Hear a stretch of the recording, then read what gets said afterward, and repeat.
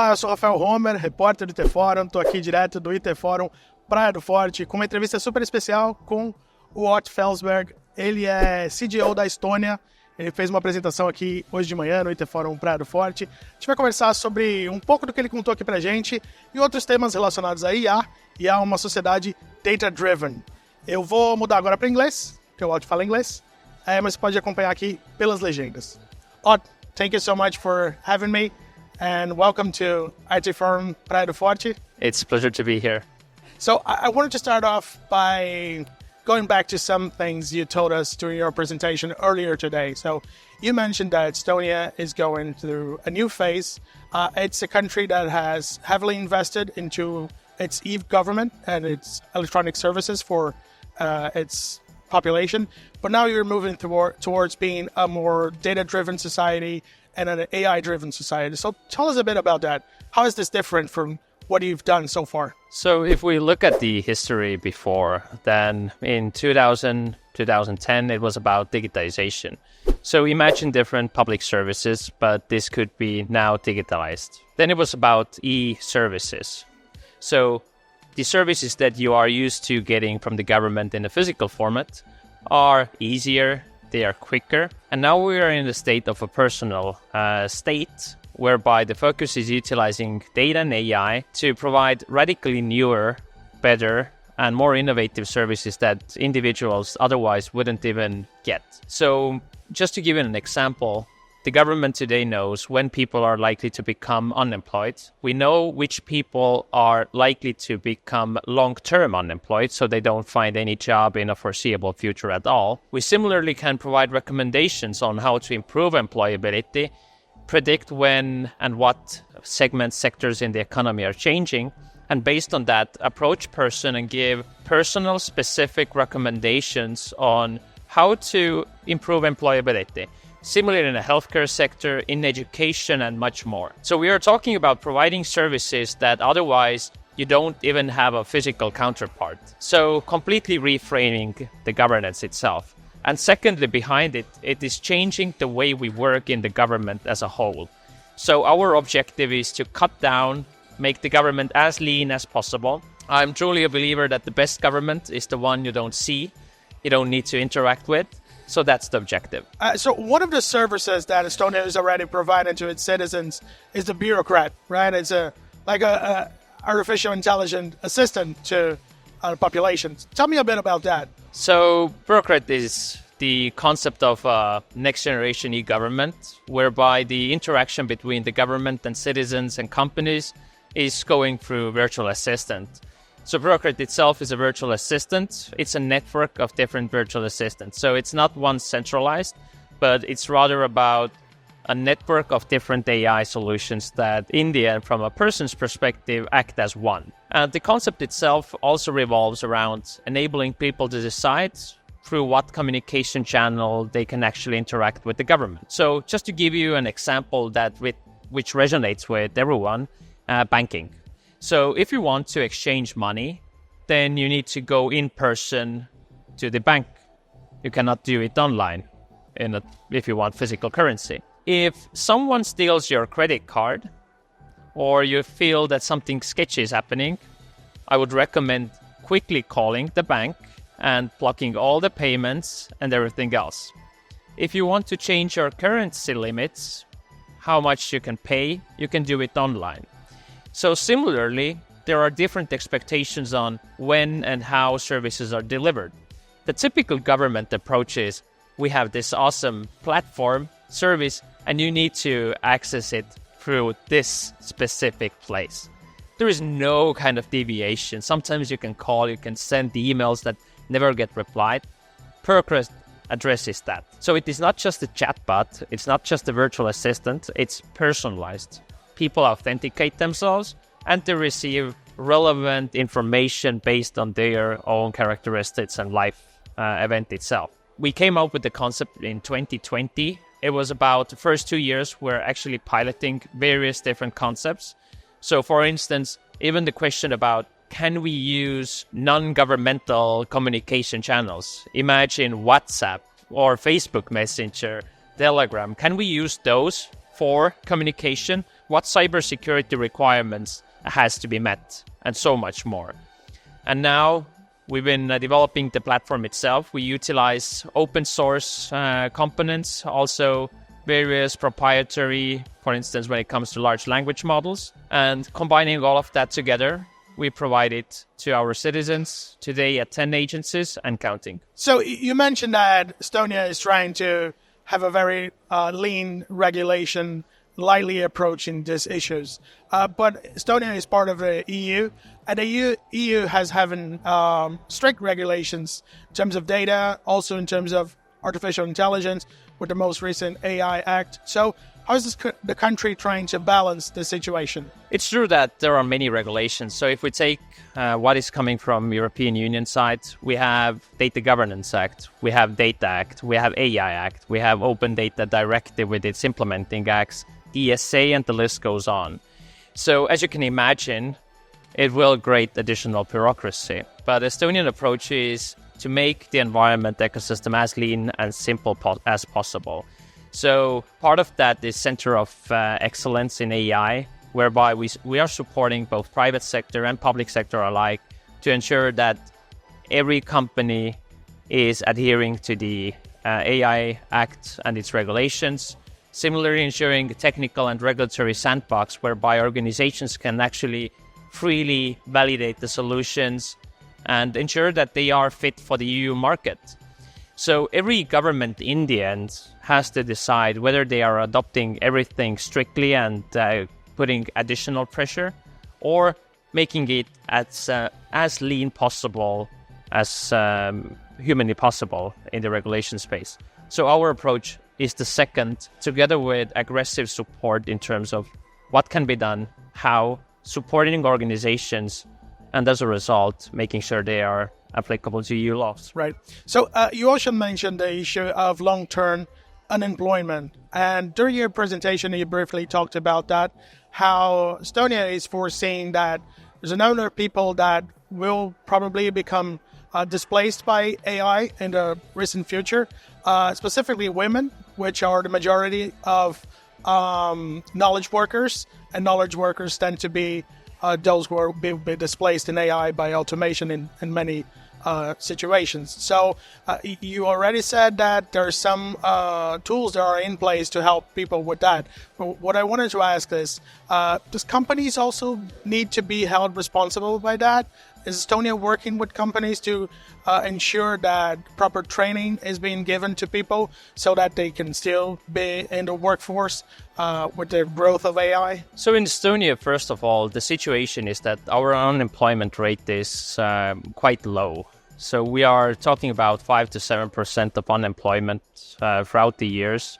So we are actively combating that there is a low unemployment rate. As a result, when companies do eliminate different jobs, our unemployment agency is working together with the companies to relocate people, similarly training. From a government perspective, we are providing already different training programs. So last year we launched data analytics competence training. So people who want to upskill, change career, who have no statistics, mathematical background, they are able to take that program. And it has been extremely successful. And we now initiated last year, similarly, data science kind of retraining program. So different retraining program. This is one part of the larger change. Similarly, Estonians are active in lifelong learning as well. So people love to learn. The higher education is free for people. So a lot of them take up this possibility. So overall, the government is supportive. However, now the questions with AI comes, what do we do with people who really don't want to return back to the employment? Should we direct those investments to people that are actually interested in? Or should we then just ask people, please go to this interview, please take this training, although they are never going to return? And this is something we haven't solved out. What are we doing with the information we have? And what do we do with people who from one end, from a financial perspective, government shouldn't invest, but in the end, the government should be there for everyone, especially in those hard times. Right. At the same time that you have people that will be displaced by AI tools, you also mentioned that you foresee a greater need for more people in the IT sector, right? So you mentioned that about 6-7% of the population from Estonia is involved in the IT or communication sector. But then you'll be needing 12,000 more people in the next years to deal with the growth of the tech sector. So this is also a challenge, right? So those 12,000 are actually related to data itself specifically. So if we combine IT sector as a whole, it's even more. And this is actually a global phenomenon because companies globally are more and more digitalizing. There are more and more service requirements, and there is a limited amount of developers, data scientists, data analysts. So oftentimes the first recommendation from my side is that start even with the simple data analytics. Start to understand what is your business about, what are the KPIs, what is your objective, how everything comes together. Then dive into the data science perspective. Just to give you a sense of the situation, 1/3 of government data analytics positions are unfulfilled. We have the money, we have the positions, we just don't find people. So this is not only common to public sector, it's also the same in private sector. We are educating, we are training people, but the demand is growing more and more. So if you consider that one of our top 5 exporters is an IT company, Nortal.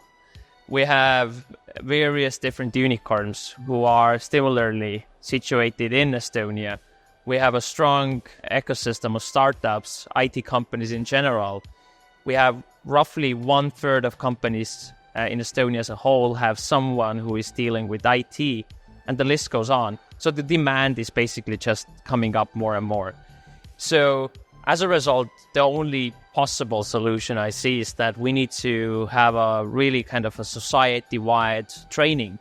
As a result, for us, 2030, I see that we need to have an 80% elementary data and AI skills amongst the society. Just to give you a parallel, when we talk about elementary IT skills, it means simple things such as using Google search. So we are not talking about specialists, but we need to have the foundation strong, because on a strong foundation, it's easier to build more competent people. That's very interesting.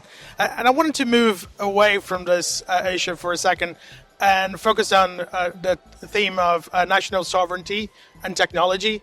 You mentioned that one of the efforts that the Estonian government is doing with LLMs specifically is trying to train them in Estonian language and add in more elements of Estonian culture to the system. So we know that the majority of LLMs are trained in English, and because that's the widely spoken language of the world, and also in the internet and in the tech sector. So when you talked about this, trying to train in more in an Estonian culture, what's the importance of that? Do we need to be more aware of this issue as a nation? Every nation that is small in their language speaker should be really aware of that. So just to give you a sense, UNESCO highlighted that various small languages are potentially could become extinct, because English, especially, but other languages as well, are becoming more and more dominating. For us, it is about ensuring that Estonians can still use both public and private services in future in Estonian.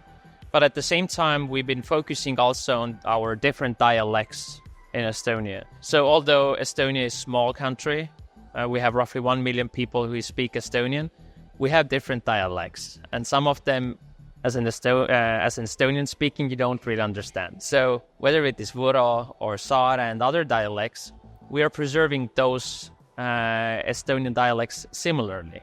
So it's about cultural heritage. When it comes to the LLMs, indeed, our focus is on two sides. So from one end, we are providing all the major players accessibility to government-held collected data related to language corpora, so they can improve their own services. So we don't need to deliver everything else. we don't have the funds necessary. When it comes to government-specific work, we've been working, for instance, with Llama, created our own llamas. So that's fine-tuned based on Estonian language. Similarly, on particular use cases, we again fine-tuning based on organizational data. So the underrepresentation, if we don't provide the means for companies, will hurt us, because there is a lot of potential we already see, whether it is through automating procurement preparation, generating memorandums, enterprise search, and much more that we are doing right now. This is just impossible if the solution doesn't support Estonian at all, or the support is really kind of subpar. So one last thing, Ott, you mentioned in your presentation that there's 5 pillars that are very important to the Estonian strategy in regards to data and AI. One of those pillars is trust. So I wanted to ask you how to build this trust. This is a fundamental part of any strategy, including for companies, but how to go about this issue? Indeed, trust is a key important part. Our approach is through human-centric data governance. So the initial data collection, ensuring that everyone knows for what reasons data is actually collected, how the data itself can be processed. So if a government organization is collecting data for a specific reason, another organization cannot use it without legislation in place. Similarly, providing people transparency, overview of when that data is actually processed, how, when, by whom.